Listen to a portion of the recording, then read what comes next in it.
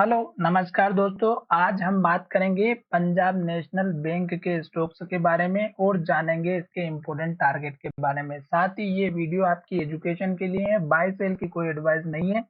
फिर भी आप ट्रेड करते हैं तो अपने फाइनेंशियल एडवाइजर से जरूर कंसल्ट करें। और जो लोग इंट्राडे में काम करते हैं उनके लिए हम शॉर्ट वीडियो मॉर्निंग में अपलोड करते हैं। तो एजुकेशन के तौर पर अगर आप देखना चाहते हैं तो हमारे मॉर्निंग के वीडियो चेकआउट कर सकते हैं और डेली बेसिस पर आप अपने लेवल्स पता कर सकते हैं और साथ में प्रॉफिट भी बुक कर सकते हैं बिल्कुल फ्री ऑफ कॉस्ट में। टेक्निकल वीडियो हम अपलोड करते हैं और उसको प्रूव करके और फिर हम उसके बाद में जो है मॉर्निंग में शॉर्ट वीडियो बनाते हैं ताकि आपको डेली बेसिस पर प्रॉफिट हो सके।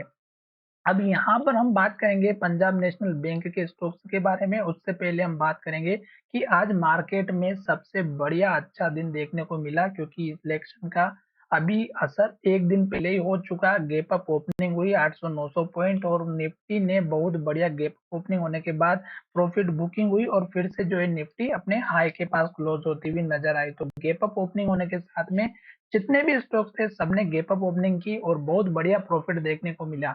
इस स्टॉक्स ने भी पूरा फायदा लिया। मार्केट में ये भी गैप अप ओपनिंग पर होते हुए नजर आया और अब हमारा फिर से जो अभी लेटेस्ट मंथ का जो हाई था उस लेवल के पास में आता हुआ नजर आ रहा है और वो लेवल अचीव होने के बाद नेक्स्ट टारगेट कौन सा रहेगा उसकी हम यहाँ पर चर्चा करेंगे। तो सबसे पहले हम डेली चार्ट में देख लेते हैं कि अभी का जो लेटेस्ट हमारा हाई था वो देखिएगा इस कैंडल का हाई है जो लगभग हमारा 142 रुपए 50 पैसे का है।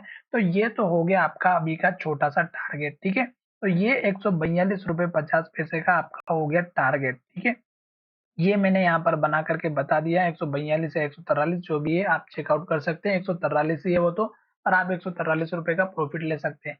दूसरी बात, स्टॉक हमारा यहाँ से अप ट्रेंड को इंडिकेशन दे रहा है। तो आपको देखना है कि स्टॉक ने ये लो बनाया, फिर ऊपर लो बनाया, फिर ऊपर लो बनाया, फिर ऊपर लो बनाया, फिर ऊपर लो बनाया, फिर ऊपर लो बनाया और अब स्टॉक ने यहाँ पर लो बनाया। तो ये जो लो बना है यहाँ पर हैमर कैंडल बनी है, यहाँ पर भी स्टॉक ने हैमर कैंडल बनाई थी। तो इस कैंडल का जो लो है ये आपका 125 रुपए का। तो ये अब आपका मेजर स्टॉक का सपोर्ट लेवल होना चाहिए। स्टॉक अगर हमारा मंथली चार्ट पे या डेली चार्ट पे या आपका ऊपर की तरफ ट्रेंड कर रहा है तो लास्ट के लो का स्टॉप लॉस होना बहुत ही जरूरी है, जो कि मैंने आपको यहाँ पे समझा भी दिया है। अब हम बात करेंगे कि स्टॉक ऊपर की तरफ जा रहा है और स्टॉक ने इस लो के बाद ऊपर लो बनाया और स्टॉक और ऊपर जाएगा।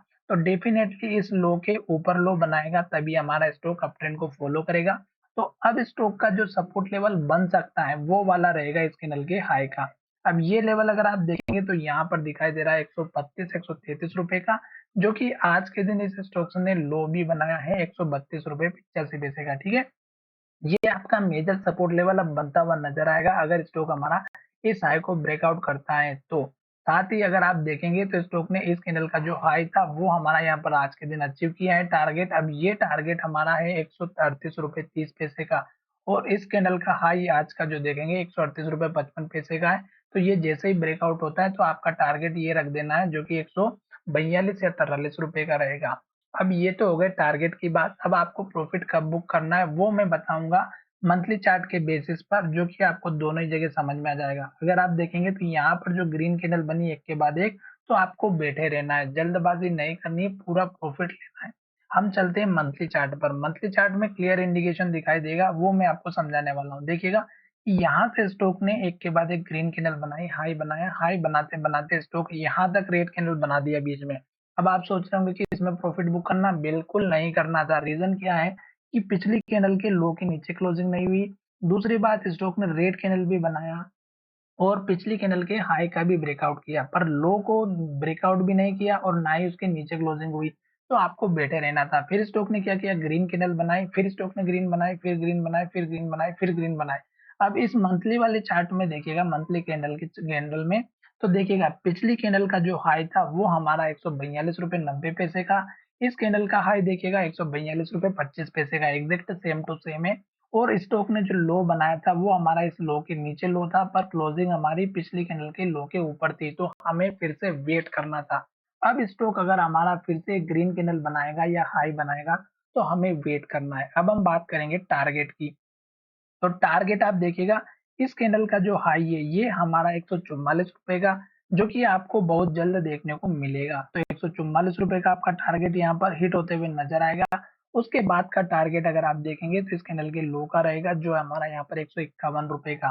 तो ये 151 रुपए का टारगेट आपका उसके बाद का रखना है, जो यहाँ पर आपको दिखाई दे रहा हो। मैंने मंथली चार्ट के बेसिस पर बना करके बताया है, ठीक है। तो मंथली चार्ट के बेसिस पर स्टॉक में 150 151 रुपए का नेक्स्ट टारगेट है, जो यहाँ पर भी हमारा हाई बना हुआ है।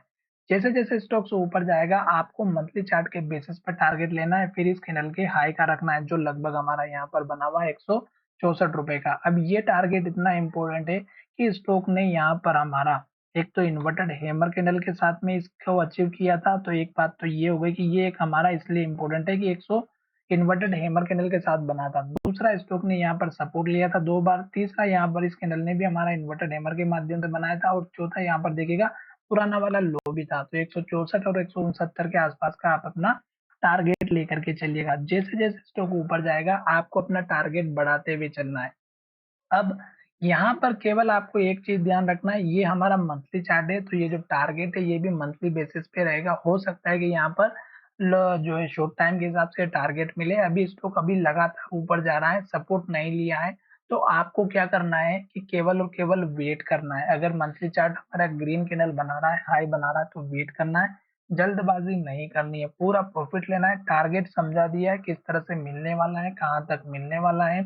ग्रीन कैंडल अगर बनती है एक के बाद एक तो वेट करना है, और अगर इस तरह की रेड कैंडल बनती है तो किसी भी स्टॉक्स में एंट्री नहीं लेना है।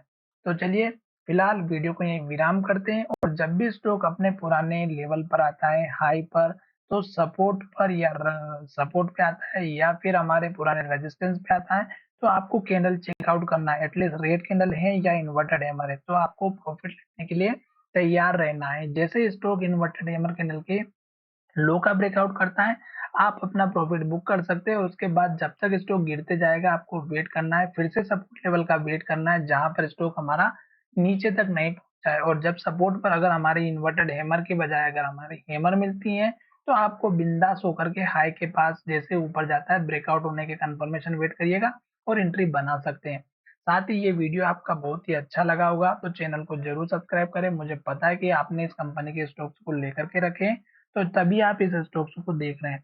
तो चलिए वीडियो को यहीं विराम कर दें। धन्यवाद, मिलेंगे नई वीडियो में। बाय।